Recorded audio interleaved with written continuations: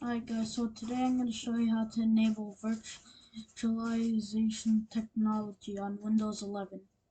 First, of course, you need to make sure that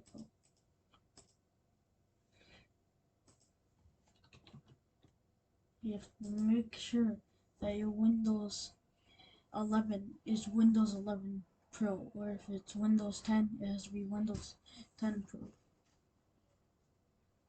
Anyways, now after you check that, close every tab you have open, and then just click the power button on, just click the Windows key, then click the power button and click restart.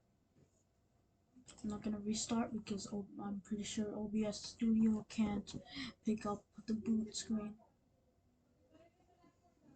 I mean the BIOS menu. I keep on saying boot. But anyways, so then just while your computer's restarting, constantly press F9, F11. It depends on the PC. You have to click it constantly until it opens a menu that should look like this. It'll be on the main category. Also, if yours does not look like this, it's just because your PC is different than mine. Oh, or if you jump to my buttons, just go use the arrow keys and go to configuration, and then use the arrow keys to go all the way up to virtual technology. I know this is a little bit blurry. That's because I took it on my phone, this photo. Anyways, make sure to and then click enable and click enter, and then using the arrow keys enable it. And then after that, just simply go to the exit category, or just click whatever key you use to open the BIOS menu.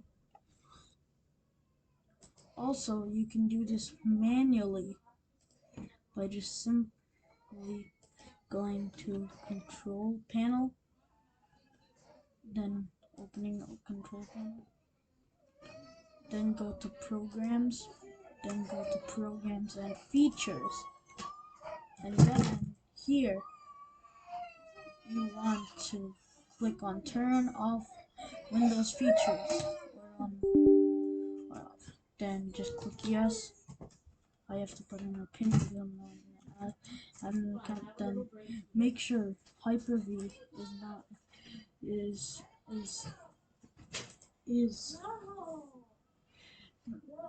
oh yeah, highlighted. It's, usually if you don't have Hyper-V, it will look like this. Just click Hyper-V, then OK. And it'll tell you to restart the computer or something while I have it on.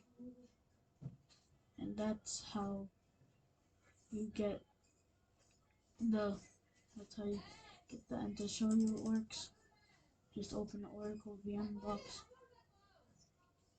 and then just click start and show you that this works.